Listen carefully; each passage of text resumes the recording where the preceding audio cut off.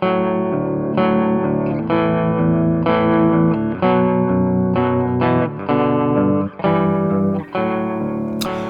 and welcome to another 3-string Chords guitar lesson. So we are following on from the sort of famous riff demos using different scales, and just going to do a little bit of a sort of explanation about how the scales work within the riffs themselves.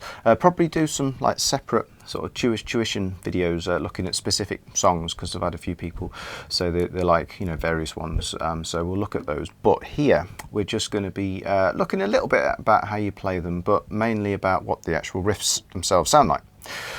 So, for example, we are going to be looking at the major scale first. Now, it's actually not such a sort of widely used scale in, you know, sort of rock and pop songs, famous songs, in terms of purely riffs. But what often happens is a very much a sort of crossover between like the riffs or the melodies and the actual chords as well. So it's a really, really good one to start with, because it's basically like the sort of fundamentals of Western music, you know, and all of the scales you can think of as being sort of derived from it. And there's also a really useful sort of PDF reference sheet download for scales and chords, but particularly scales for these series of lessons, either in DAD and EBE tuning, so that's a big sort of bumper PDF, or there's the what we'd class as standard GDG as well, so that's a separate download, so you can follow those links if you're interested. However, let's get straight on with it. So we are in DAD tuning here, because the first one on the demo for the major scale riffs was Let It Be by the Beatles. Great tune. The original's in the key of C, but I changed it to D. So there's a D, there's an A, and there is a high D. Okay, so major scale in this key. So we've got D open, and then we're going up to the octave, which is basically just a high D. Okay, so that's fret 12, same note. In between, we've got E, we've got F sharp, so that's basically like a black key on the piano, as opposed to a normal note, natural note. Then we've got a G, so that's fret 5. We've got an A, which is fret 7. We've got a B, which is fret 9. We've got another sharp, we've got a C sharp, fret 11, and there's the octave. So frets 2, 4, 5, 7, 9, 11. I'm just playing it on both strings here because they're both Ds. Okay. Now, you can completely just say the names of the notes in the scale, that's absolutely fine, but you can also think about scales in terms of what you class as intervals, which is quite useful because it's the sort of character of the intervals which often gives the scale its particular sound. So a major scale, you'll end up creating different riffs compared to even if you just used a 5-note major pentatonic, but certainly different if you started using minor scales. So we've got D to E is a second, D to F sharp's a third, that's fret 4 by the way. So these are just degrees of the scale, so it's like open or root, and then it's second, third, fourth, fifth, sixth, seventh, okay? So we've got open D to G, we call that the fourth just because it's the fourth note in the scale. D to A is the fifth, D to B is the sixth, D to C sharp is the seventh, and then there's the octave D to D, okay? So, I would say there are certain, depending on what scale you're using, there are certain notes, there are certain intervals which really give it its character. So the most important one in this is the third. Okay, so I've just played all the strings there. So that's a D chord, and it's a D major chord. Don't forget, when I say the third, it's not the third fret, it's the third note in the scale. It happens to be fret 4 there.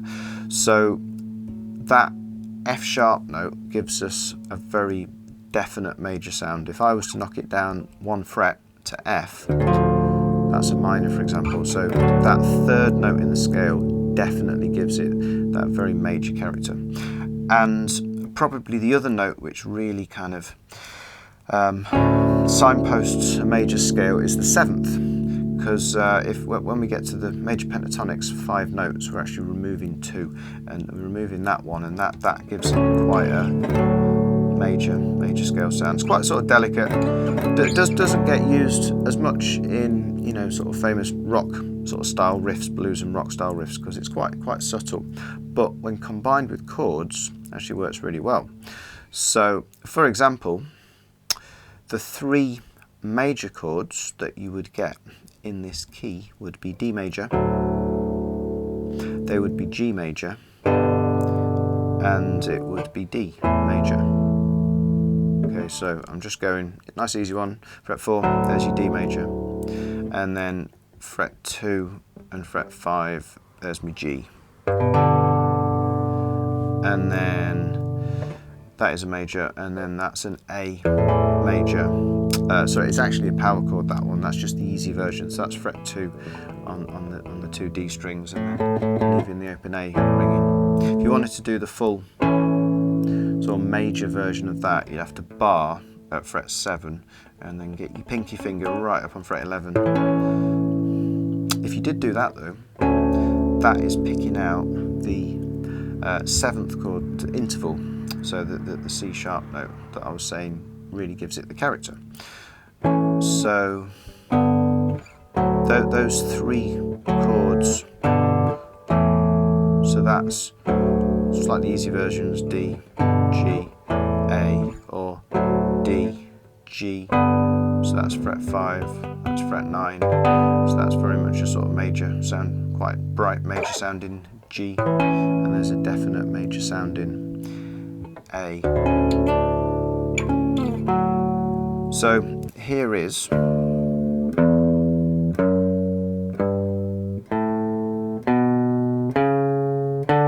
kind of open position major scale.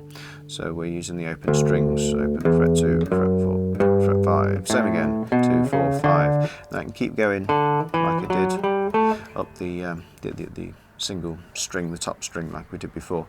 So we're kind of listening for those, trying to look for those notes in the in the sort of chord sequence stroke riff, because there's very much a definite crossover between chords and scales in this one. So we're starting with a D in this instance.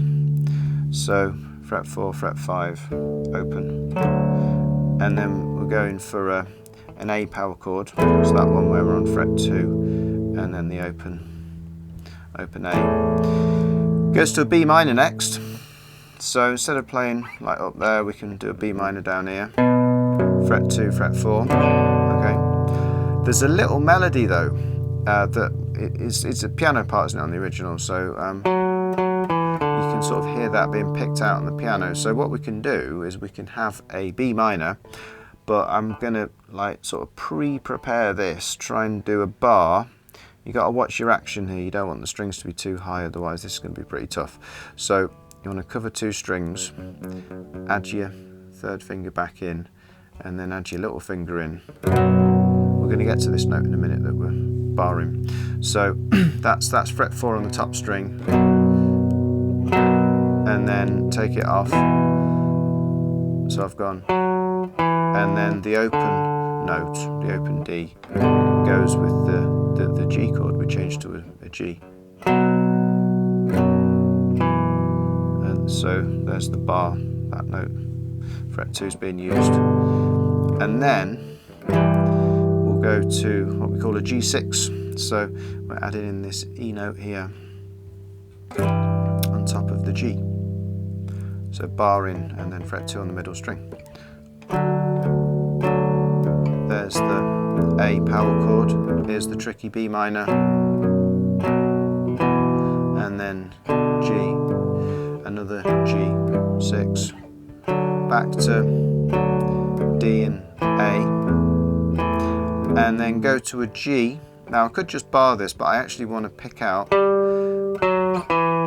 that, so that's very much from the major scale, but I need to pick it out over the top of a G chord.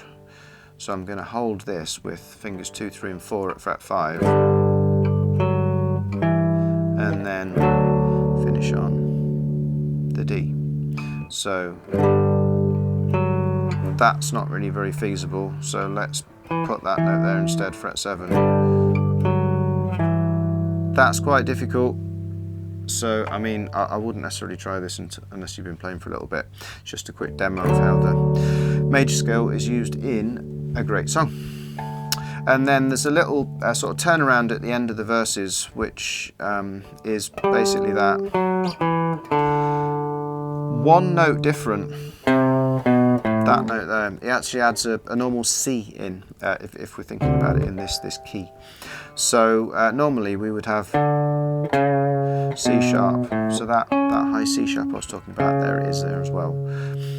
But he actually goes to a normal C. But, you know, artistic license, he can do what he wants, it's his song. He doesn't have to stick completely to the scale. So it starts off normally through the major scale, adds a single note in there on the C. So you can hopefully kind of hear, if you're familiar with the song, hopefully you can hear that. Add it to the chords, we've got a G again, and then go to a D. I'm just going to drop that down, so that's kind of C with a D in the bass, down to the open strings, and then D power chord, sorry, A power chord, G,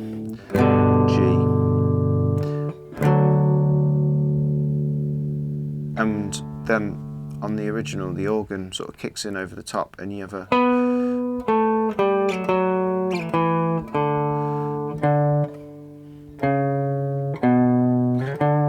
you kind of have that sort of coming in.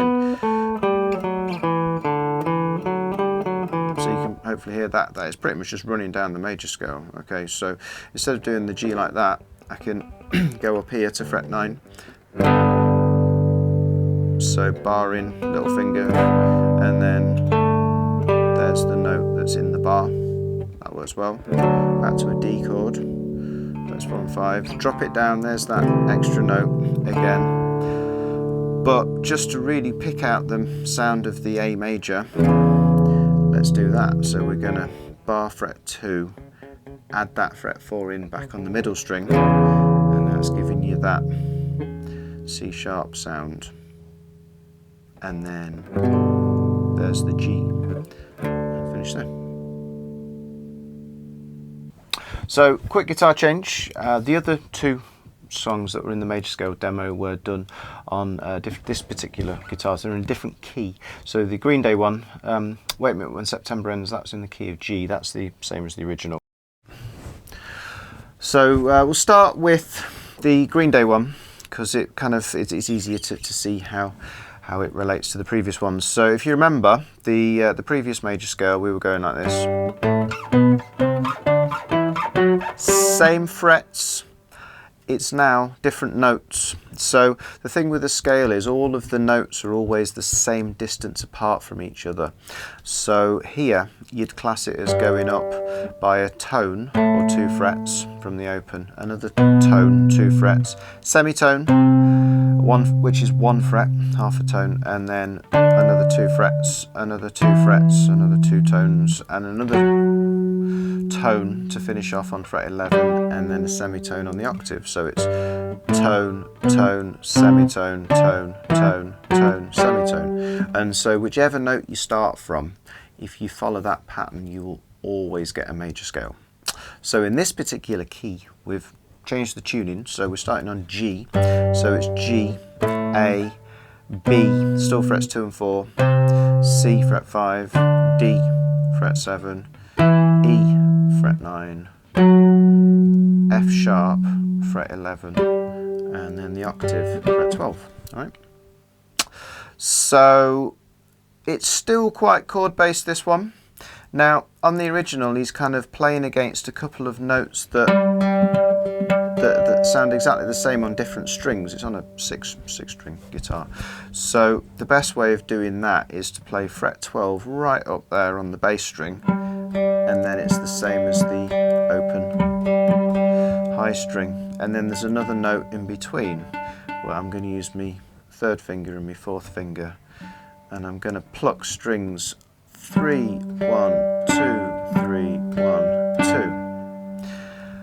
and then very much the sound, quite similar to the previous Blink-182 one. You can hear the bass dropping down. So if that's a G, so that's the 7th note, that's an F sharp, that's the 6th note, that's an E, and that's the 5th note in the scale, which is a D.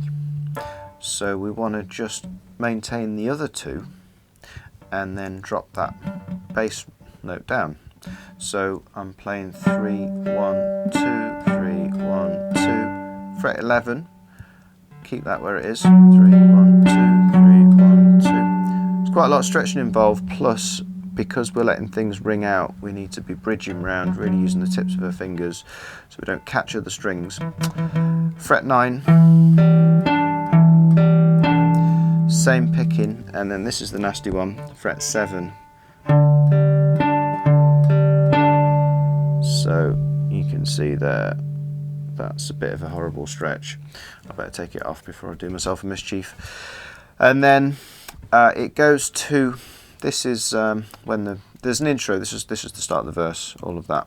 And then it goes to, you see that's the same shape as before, fret 2, fret 5. We're in different key, so it's now a C chord.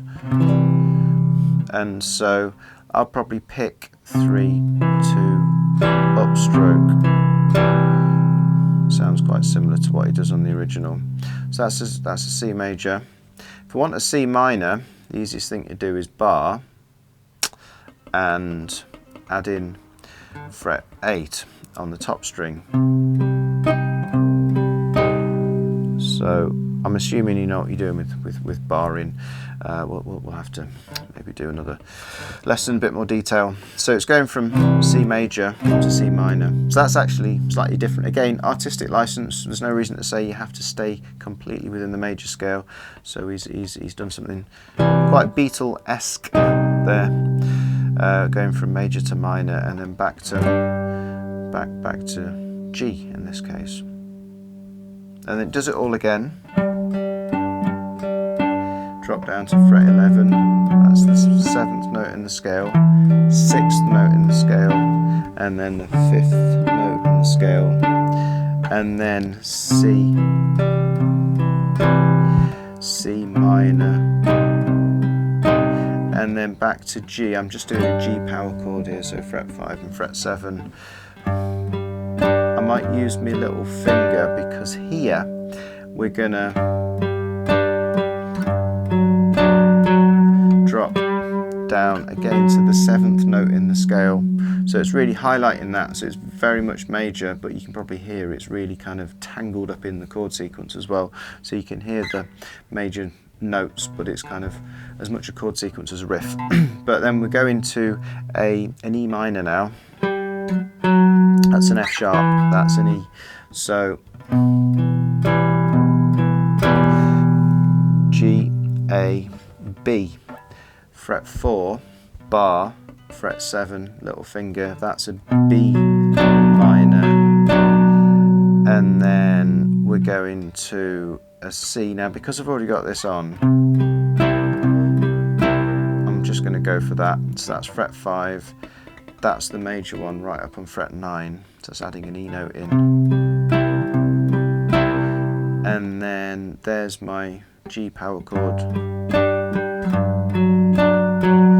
and then back to E minor, B minor, and then there's the C again, and then it's back in again with that same picking as before. So a whole bunch of chords. Hopefully you can hear that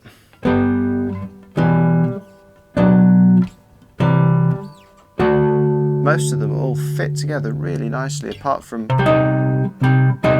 maybe that C minor, that sounds a bit funny.